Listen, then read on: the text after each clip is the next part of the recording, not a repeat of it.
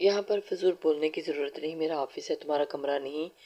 شوہر ہوں، تمہارا روم ہونا شرط نہیں۔ فاسق جنون کی حد تک اس لڑکی سے نفرت کرتا تھا، پر دشمنی نبھانے کی خاطر اس لیڈی ڈان سے شادی کر چکا تھا۔ رانیہ بھی اپنے نام کی ایک ہی تھی، اسے ایک ہاتھ تک نہ لگانے دیا۔ آج وہ تھک ہار کر آفس چلا آیا تھا۔ صبح کا وقت تھا، موسم اس وقت خاصا خوشگوار تھا، ٹھنڈی ہوائیں چل رہی تھی جو بھلی معلوم ہو رہی تھی، اور وہ اہلاک صاحب پارک میں واک کر رہے تھے اور ان کی سیر گفتگو بھی جاری تھی۔ پارک میں اس وقت رش بھی کافی تھا، لیکن چھوٹے بچوں کا نہیں بلکہ بوڑھوں اور نوجوانوں کا۔ رانیہ روز اپنے نانا کے ساتھ پارک میں واک کرنے آتی تھی، تبھی اس کی نظر بینچ پر بیٹھے ایک بزرگ پر پڑی جو گہرے گہرے سانس لے رہے تھے۔ غالباً انہیں سانس لینے میں دشواری کا سامنا تھا۔ اس نے فکر مندی سے ان کی طرف دیکھا تھا۔ نانا ابو، ایک منٹ میں بھی آئی، رانیہ نے اپنے ساتھ چلتے اخلاق صاحب کو کہا اور اس بینچ کی طرف دوڑ لگا دی۔ ارے بیٹا، لیکن کہاں جا رہی ہو؟ اخلاق صاحب اچانک سے اس کی بات ادھوری چھوڑ کر اس کی طرف پریشانی سے جانے پر فکر مند ہوئے۔ انکل آپ ٹھیک ہیں؟ رانیہ نے کھلی ہوئی سانسوں سے پوچھا تھا۔ وہ بزرگ سانس لینے کی کوشش کر رہے تھے۔ انکل آپ کا انہیلر کہاں ہے؟ اس نے پریشانی سے پوچھا تھا۔ وہ بزرگ سر نفی میں ہلاتے ہوئے کھانسنے لگے تھے۔ وہ فوراً ان کی کمر سے لانے لگی، جس سے ہاتھ خواہ فائدہ ہوا۔ وہ انکل اب سانس لے پا رہے تھے۔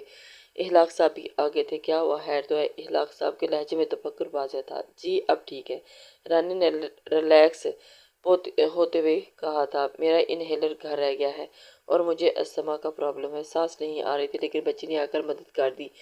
شکریہ بیٹے۔ وقار صاحب ممنون ہوئے تھے اور رانیہ دھیرے سے مسکرا دی تھی۔ اس میں شکریہ کی کوئی بات نہیں انکل، ہم بچوں کا فرض ہے اپنے بڑوں کی خدمت کرنا۔ آپ اپنے ساتھ کسی اور کو رکھا کریں اور انہیلر لے کر آیا کریں۔ رانیہ مسکراتے ہوئے تنبیہ کر رہی تھی۔ لے جی، اب آپ بھی ڈاکٹر صاحبہ کے انڈر آ گئی ہیں، یہ آپ کو نہیں چھوڑے گی۔ اخلاق صاحب ہنستے ہوئے ان کے پاس ہی بیٹھ گئے تھے۔ ہماری بیٹی بائی پروفیشن ڈاکٹر ہے؟ وقار صاحب نے مسکراتے ہوئے پوچھا تھا۔ نہیں جی، ہماری بیٹی بائی نیچر ڈاکٹر ہے، اخلاق صاحب نے محبت سے کہا تھا۔ وہ آپس میں باتیں کر رہے تھے، پارک میں بیٹھ کے نوجوانوں اور بوڑھوں کو دیکھ رہے تھے۔ رانیہ بھی مسکراتی ہوئی ان کے پاس بیٹھ گئی۔ پوتی ہے آپ کی، نواسی ہے، یہاں پہلے کبھی نہیں دیکھا آپ لوگوں کو۔ وقار نے سوالیہ نظروں سے دیکھتے ہوئے گویا تائید چاہی تھی۔ بالکل، حال ہی میں لاہور شفٹ ہوئے ہیں، لیکن میں پہلے بہاولپور میں تھا، پروفیسر ہوں، ٹرانسفر ہو گیا تو اپنی فیملی کو لے کر یہاں آ گئے۔ ابھی کچھ دن ہی ہوئے ہیں شفٹ ہوئے، کون سے بلاک میں شفٹ ہوئے ہیں؟ اسی بلاک، سی بلاک نمبر 1 میں۔ اچھا، میں یہیں پاس میں ہی بی بلاک ہاؤس میں 25 میں رہتا ہوں، وقار صاحب مسکراتے ہوئے بتایا تھا۔ اخلاق صاحب سمجھتے ہوئے سر اس بات میں ہلایا تھا۔ کچھ ہی دیر میں ان تینوں کی بہت اچھی دوستی ہو چکی تھی۔ بخشو فاسق کو اٹھایا اور آفس کے لیے لیٹ ہو جائے گی۔ وقار صاحب نے اپنے کل وقتی ملازم کو آواز لگائی تھی۔ بہت بار اٹھا کر آ چکا ہوں دادا جان، اب تو دل کرتا ہے کہ میں بھی ان کے برابر جا کر سو جاؤں، بخشو نے ہنستے ہوئے کہا تھا۔ ان کا ناشتہ تیار ہے؟ جی وہ بھی کب کا تیار ہے، نوش فرمانے والے بھی ٹیبل پر آئے۔ بخشو نے ہنوز اسی انداز میں کہا تھا۔ گڈ مارننگ دادا جان۔ فاسق نے لاؤنج میں آتے ہی وقار صاحب کو گال پر بوسہ دیا تھا۔ شرم کرو برخودار، میں تمہاری محبوبہ نہیں ہوں جو تم اس طرح محبت جتا رہے ہو۔ وقار صاحب نے منصنوعی گھر سے نوازا تھا۔ فاسق نے کہہ کر لگایا، آپ میری پہلی محبوبہ وائف اور میرے بچوں کی سوتیلی امی ہیں، فاسق نے ان کے گرد حصار بناتے ہوئے کہا تھا۔ وقار صاحب ہنس پڑے اور کانوں کو ہاتھ لگائے۔ بخشو لاؤنج میں فاسق کے لیے ناشتہ لے آیا تھا۔ وقار صاحب اپنے پوتے کے ساتھ ایک کل وقتی ملازم بخشو کے ہمراہ رہائش پذیر تھے۔ وقار صاحب کی اہلیہ کچھ سال پہلے ہی حالت حقیقی سے جا ملی تھی، جبکہ فاسق کے والدین کا انتقال 10 سال پہلے ایک کار ایکسیڈنٹ میں ہی ہوا تھا۔ فاسق اس وقت اپنے دادا اور دادی کے ساتھ گھر پر ہی تھا، اسی وجہ سے وہ دونوں اکیلے ہی جا رہے تھے۔ فاسق کے والدین کے انتقال کے بعد ان کے دادا دادی نے ان کا پورا خیال رکھا تھا، ان کی تعلیم و تربیت بھی انہوں نے ہی کی تھی۔ جب دادی جان کا انتقال ہوا تو فاسق اور دادا جان ہی ایک دوسرے کی تنہائی کا ساتھی رہ گئے تھے۔ ایسے میں بخشو کا ساتھ بھی ان کے لیے کسی نعمت متبرکہ سے کم نہیں تھا۔ فاسق بھائی، آپ نے تو اپنے سبھی رشتے دار دادا جان میں ڈھونڈ لیے، پر میں کیا کروں، مجھے بھابھی کہنے کے لیے ایک لڑکی چاہیے اور بخشو کا ہانک لگانے والے چھوٹے چھوٹے بچے چاہیے۔ بخشو فاسق کے پاس ہی بیٹھ کر اپنی فرمائشیں بتانے لگا تھا۔ بخشو یار، میرے بچے روز اللہ تعالیٰ کے پاس تمہیں دیکھتے ہیں کہ تم خیال تو رکھتے نہیں ہو، ٹائم سے اٹھاتے تک تو ہو نہیں، بیچارے نیچے آ کر کیا کریں گے، تم ان کا خیال نہیں رکھنا، فاسق نے ہنستے ہوئے کہا تھا۔ اور یار فاسق بھائی، یہ جاتی ہیں، آپ خود نہیں اٹھتے، رات کو جلدی سویا کریں تاکہ تو صبح جلدی اٹھنے میں آپ کو مشکل نہ آئے۔ بخشو نے منہ بناتے ہوئے تجویز پیش کی تھی، یار تمہاری بھابھی اور میری پہلی بیوی مجھے سونے نہیں دیتی۔ فاسق نے ہنستے ہوئے دادا جان کی طرف اشارہ کیا تھا۔ یہ سراسر بہتان ہے۔ وقار صاحب بھی تڑپ اٹھے تھے، وہ دونوں ہنسنے لگے۔ آج آپ واپس آئیں گے؟ فاسق نے سوالیہ نظروں سے اپنے دادا جان کی طرف دیکھا تھا۔ آج طبیعت کچھ ناساز ہے، پارک میں بھی طبیعت خراب ہو گئی تھی تو ڈاکٹر کے پاس جاؤں گا، وقار صاحب نے سنجیدگی سے بتایا تھا۔ بالکل نہیں، میں آؤں گا، ساتھ چلیں گے۔ بخشو تم گھر پر کیا کرتے رہتے ہو؟ دادا جان کے ساتھ جایا کرو اور میک شور کہ کیا کرو، ان کا انہیلر ہر وقت ان کے پاس ہونا چاہیے، فاسق نے محبت بھرے رعب سے کہا تھا۔ وقار صاحب مبہم سا مسکرائے تھے، انہیں وہ پیاری سی بچی فوراً یاد آ گئی تھی۔ آپ کیوں آپ میں مسکرائے جا رہے ہیں کہ میری نئی دادی جان تو نہیں مل گئی تھی؟ فاسق نے شرارت سے چھیڑا تھا۔ وہ تیزی سے چائے کے بڑے بڑے گھونٹ بھر رہا تھا اور اپنا ناشتے کو پائے تکمیل تک پہنچا رہا تھا۔ نہیں، تمہارے جیسی ایک بچی مل گئی تھی، وقار صاحب نے مسکراتے ہوئے بتایا تھا۔ دادا جان، یار اب آپ گرل فرینڈ بنانے لگے ہیں؟ فاسق نے صدمے سے پوچھا تھا۔ مجبوری ہے یار، تم ٹائم ہی نہیں دیتے، وقار صاحب نے ان کی شرارت کا شرارت سے ہی جواب دیا تھا۔ وہ دونوں آپس میں بہت اچھے طریقے سے ایک دوسرے سے مذاق کر رہے تھے اور ناشتہ کرتے کرتے فارغ ہوئے تھے۔ کیا کروں دادا جان، ایک تو بس بزنس کی مصروفیات اور پھر روز لیٹ اٹھتا ہوں۔ یہ بخشو مجھے اگر ٹائم پر اٹھا لینا تو میرے سارے مسئلے حل ہو جائیں، سنور جائے میری زندگی اور پھر آپ کو بھی ٹائم مل جائے۔ فاسق نے شرارت سے ہم بیٹھے بخشو کو چھیڑا تھا۔ تم شادی کر لو، وقار صاحب نے مسکراتے ہوئے تمام مسئلوں کا حل پیش کیا تھا۔ اپنا خیال رکھیے گا دادا جان، میں چلتا ہوں۔ اور دادا کے ساتھ چلیں گے؟ ڈاکٹر کے ساتھ چلیں گے۔ فاسق ان کے ہاتھ محبت سے چومتا وہاں سے جانے کے لیے اٹھا تھا۔ بائے دادا جان، بائے بخشو، فاسق تیزی سے نکلتا گیا۔ یہ ایسے ہی کرتا ہے، جب شادی کی بات کرو تو ایسے ہی ٹال دیتا ہے، وقار صاحب نے شکوہ کیا تھا۔ بخشو ہنس پڑا تھا اور برتن اٹھا کر کچن کی طرف بڑھ گیا تھا۔ وقار صاحب اسے آج اخلاق صاحب سے ہوئی بھی گفتگو میں بتانے لگے تھے۔ رانیہ مارٹ سے انڈے اور بریڈ لے کر نکل رہی تھی، جب مارٹ میں داخل ہوتے ایک شخص سے زبردست ٹکراؤ ہوا اور اس کے ہاتھ میں پکڑا انڈوں کا شاپر چھوٹ کر زمین بوس ہو گیا تھا اور اس کے سارے انڈے ٹوٹ گئے تھے۔ اوہ آئی ایم سوری، میں نے آپ کو دیکھا نہیں، فاسق نے شرمندگی سے معذرت کی تھی۔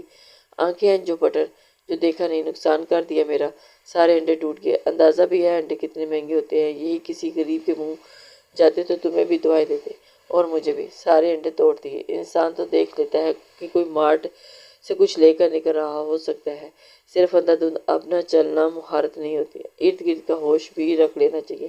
رانیہ ایک بار پھر شروع ہوئی تو چپ نہ ہوئی تھی۔ او ہیلو، چپ چاپ، چپ چپ، کتنا بولتی ہو تم، صرف انڈے ہی تو ٹوٹے ہیں، میں نقصان بھر دیتا ہوں، کتنا بولتی ہو تم، تم ایک واحد لڑکی ہو جس کی میں یہاں کھڑے ہو کر اتنی لمبی بکواس سن رہا ہوں، ورنہ مجھے اپنا ٹائم ضائع کرنے کا کوئی شوق نہیں۔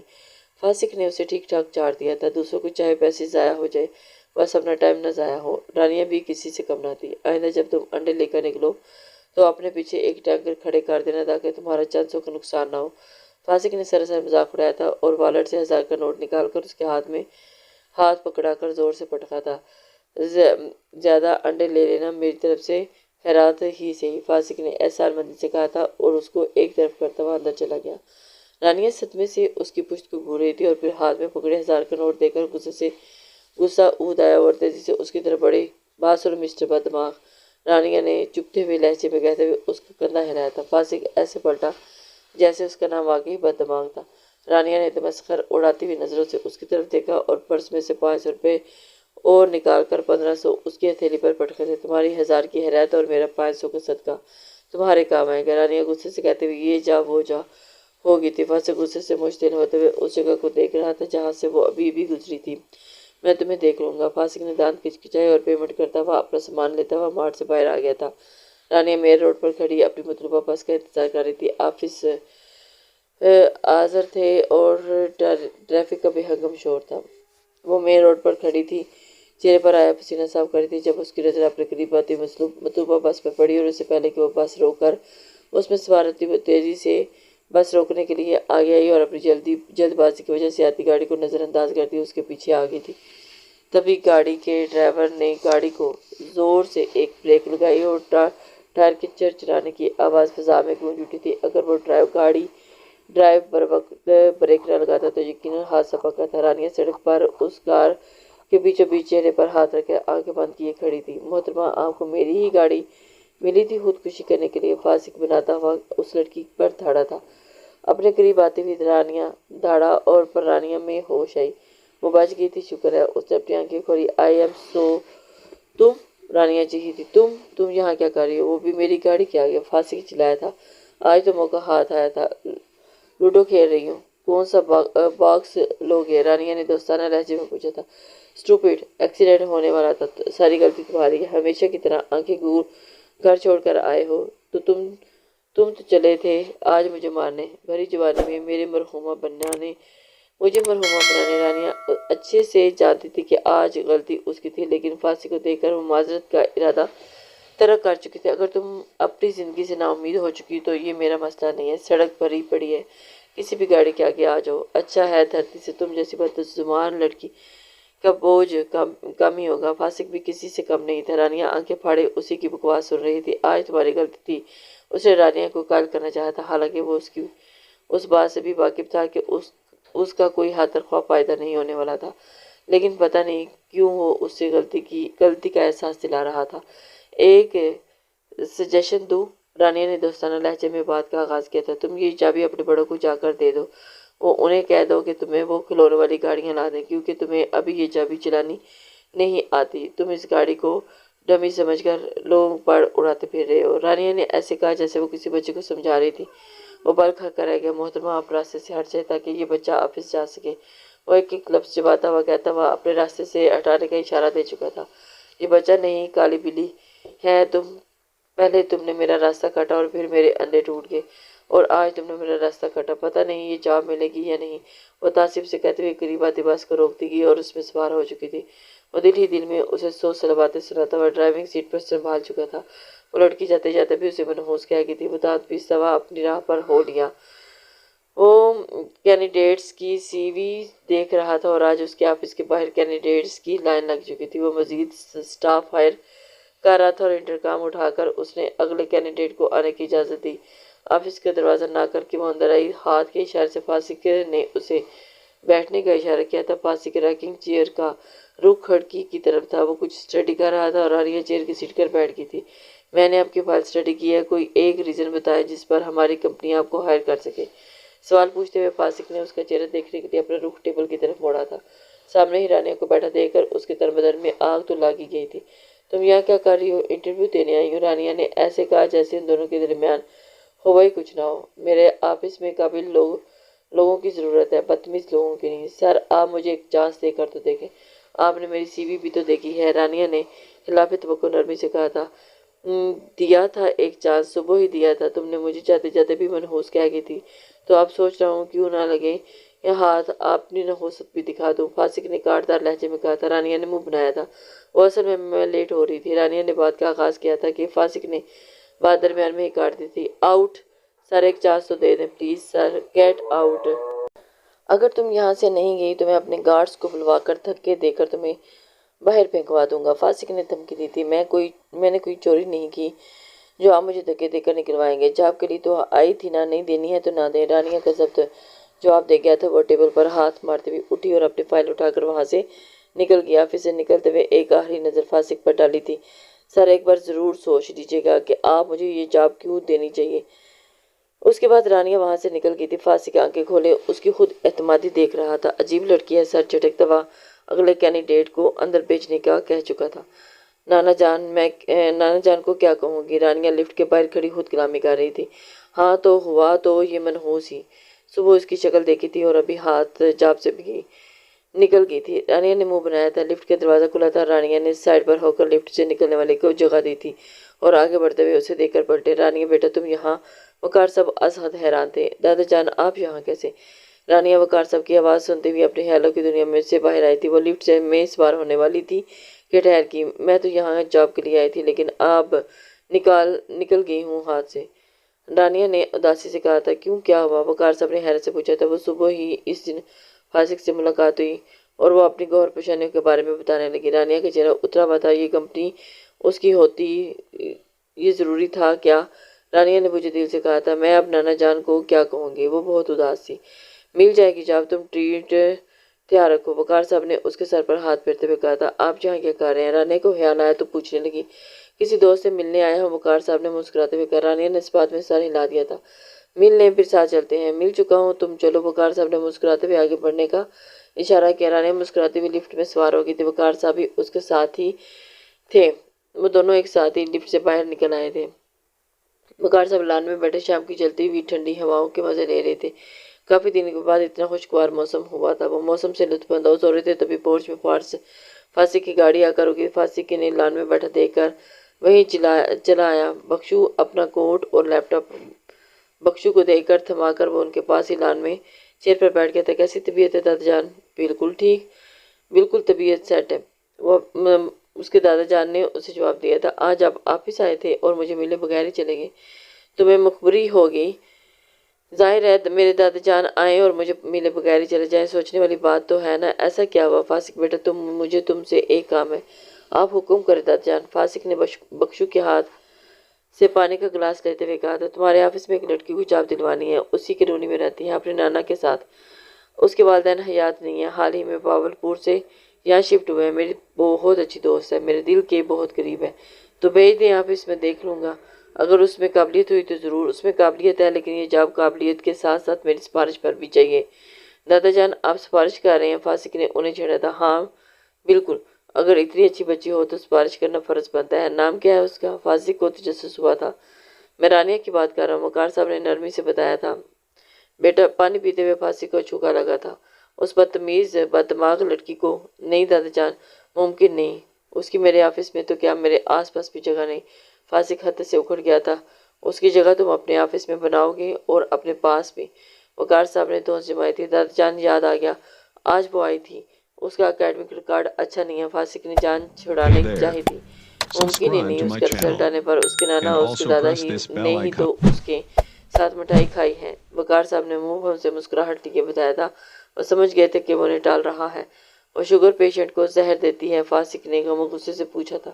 شوگر فری تھی فاسق، بات کو مت بڑھاؤ، انہوں نے تحمل مزاجی سے کام لیا تھا۔ وہ میرے دادا جان کی زندگی میں کے پیچھے پڑ گئی ہے اور آپ کہہ رہے ہیں کہ میں بات کو نہ بڑھاؤں؟ فاسق جان بوجھ کر بات بڑھا رہا تھا۔ وہ شوگر فری تھی، تم تو مجھے کچھ کھانے نہیں دیتے، اور اب اگر اس بچی کو مجھ پر ترس آ ہی گیا تھا تو تم اس طرح بات اٹھا رہے ہو۔ وقار صاحب نے اسے موشن کیا تھا۔ اچھا بھیجیں، دیکھتے ہیں، کیونکہ آج ہائرنگ کر چکا ہوں۔ فاسق سراسر انہیں ٹالا تھا۔ میں اسے زبان دے چکا ہوں اور تم اسے یہ ظاہر نہیں کرو گے کہ میں نے تم سے اس جاب کا کہا ہے۔ وقار صاحب نے مزید ہدایت دی تھی۔ دادا جان واہ واہ، سفارش بھی لگ رہی ہے اور سفارش کا پتہ بھی نہ چلے۔ فاسق کو رانیہ کی سمارٹنس کے پر پتنگے لگے تھے۔ وقار صاحب ہنس پڑے۔ اس کو ہر لحاظ سے یہ لگنا چاہیے کہ اس کی جاب اس کی قابلیت کی وجہ سے ہوئی ہے، حالانکہ قابلیت اس میں رتی برابر بھی نہیں ہے۔ فاسق نے بتانا اپنا فرض سمجھا تھا۔ فاسق بہت اچھی بچی ہے، اپنے دل میں اس کے لیے نرمی لاؤ۔ کیونکہ کچھ بھی نہیں دادا جان، اس سے آگے رانیہ کی کوئی جگہ نہیں۔ اگر تم چاہو تو رانیہ کی جگہ اس گھر میں بھی بن سکتی ہے، تمہاری دلہن کے روم میں کیسا رہے گا؟ وقار صاحب نے مسکراتے ہوئے مشورہ مانگا تھا۔ دادا جان آپ صرف دوستی نبھائیں، دشمنی تو نہ کریں۔ اپنے پوتے کی زندگی کے پیچھے کیوں پڑ گئے ہیں؟ کیوں مجھے جیتے جی مار کر خود کو تنہا رہنا چاہتے ہیں؟ فاسق بلبلا اٹھا تھا۔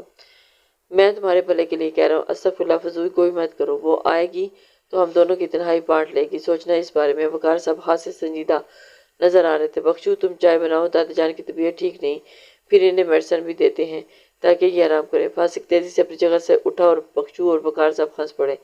فاسق جلتا بھونتا ہوا اٹھ کر فریش ہونے چلا گیا تھا۔ ڈور بیل مسلسل ہو رہی تھی اور بخشو پتہ نہیں کہاں غائب تھا۔ فاسق واش روم سے نکلتے ہی مین گیٹ کی طرف آیا تھا۔ بیل مسلسل ہو رہی تھی، یقیناً آنے والے کو بہت جلدی تھی۔ آ رہا ہوں، فاسق نے جلد بازی میں کہتے ہوئے دروازہ کھولا تھا۔ تم زبان کے ساتھ ساتھ تمہارے ہاتھ بھی بے لگام دوڑتے ہیں، کب سے بیل بجا رہی ہوں، کوئی کام تم ڈھنگ سے نہیں کرتے؟ میں تمہارا باس ہوں، کوئی تمہارا نوکر نہیں، صرف آفس میں۔ میں دادا جان سے ملنے آئی ہوں۔ اندر بڑھتی ہوئی رانیہ نے پلٹ کر اسے جواب دیا تھا۔ فاسق کے اسے جواب دینے پر رانیہ بھی اس کی ممنون نہ ہوئی تھی، بلکہ وہ اس کے زیادہ مغرور ہو رہی تھی، کیونکہ اسے لگ رہا تھا کہ فاسق کے پاس اس سے زیادہ اتھارٹی ہے، اسی وجہ سے وہ اس پر روب جھاڑ رہی تھی اور اس کے شکنجے میں نہیں آ رہی تھی۔ زیادہ قابل کینڈیڈیٹس نہیں آئے تھے۔ جی ایسے ہی ہے دادا جان، جو منع کیا تھا اس سفارش کا بتانے سے فاسق نے خونخوار نظروں سے اس کی پشت کو گھورا تھا۔ دادا جان کیسے ہیں آپ؟ وہ ہاتھ میں پکڑا باؤل ٹیبل پر رکھ چکی تھی۔ میں تو ٹھیک ہوں، تم بتاؤ، تم لوگ واک پر نہیں آئے؟ سب خیریت ہے؟ وقار صاحب نے استفسار کیا۔ موسم بدل رہا ہے تو نانا جان کو نزلہ زکام ہو گیا، اس لیے میں نے ان کے لیے سوپ بنایا تھا تو آپ کے لیے بھی لے آئی۔ بخشو نظر نہیں آیا۔ رانیہ نے ارد گرد نظر دوڑاتے ہوئے بخشو کو تلاشا تھا۔ سوپ ٹھنڈا ہو جائے گا، باؤلز لے کر آئی۔ وہ تیزی سے کہتے ہوئے کچن کی طرف بڑھ گئی تھی۔ وقار صاحب کے لیے اس نے سوپ باؤل میں نکالا اور انہیں سرو کیا۔ پی کر بتائیں کیسا بنا ہے، آپ بھی لے سکتے ہیں۔ اندر کی سرد موہری سے ہاتھ خواہ افاقہ ہوگا۔ رانیہ نے پاس بیٹھے فاسق سے کہا تھا جو ان دونوں سے بظاہر لا تعلق بنا لاؤنج میں ہی بیٹھا تھا اور اس کی گفتگو بھی سن رہا تھا۔ دماغ کی گرمی کے بارے میں آپ کا کیا خیال ہے؟ فاسق نے دو بدو سوال کیا تھا۔ اس کا دادا جان کچھ نہیں کر پائے تھے، میرا بیچارہ سوپ کیا کرے گا؟ رانیہ ترکی بترکی جواب دیا۔ فاسق جلتا بولتا ہوا سوپ نکالنے لگا۔ دادا جان اب آپ تیار ہو جائیں کیونکہ سردیوں میں نانا جان کے بہت مزے کرواتی ہوں، مزے مزے کے گرم گرم پکوان ملتے ہیں، مٹھائیاں ملتی ہیں تاکہ وہ گرم رہ سکیں۔ وہ شوگر پیشنٹ اور ہارٹ پیشنٹ ہے شاید۔ فاسق نے یاد کروانا ضروری سمجھا، میری ڈشز میں گھی اور چینی نہیں ہوتی۔ رانیہ نے بھی حساب برابر کیا تھا۔ دادا جان کی تکرار مسکراتے ہوئے اور سوپ پیتے ہوئے انجوائے کر رہے تھے۔ میں تمہارے گفٹس کا منتظر رہوں گا۔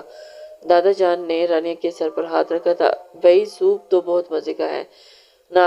فاسق وقار صاحب نے زبانی لہجے میں پوچھا تھا۔ بس ٹھیک ہے، فاسق نے سوپ سے لطف اندوز ہوتے ہوئے کہا تھا۔ فاسق وقار صاحب نے اسے نرمی سے ٹوکنے لگے۔ دادا جان اٹس اوکے، بندر کیا جانے اندر کا سواد۔ رانیہ نے مسکراتے ہوئے آگ لگائی تھی۔ فاسق تڑپ ہی تو اٹھا تھا۔ فاسق اس کی بات سن کر حیران ہوا تھا۔ میں تمہارا باس ہوں، فاسق نے یاد دلانا ضروری سمجھا تھا۔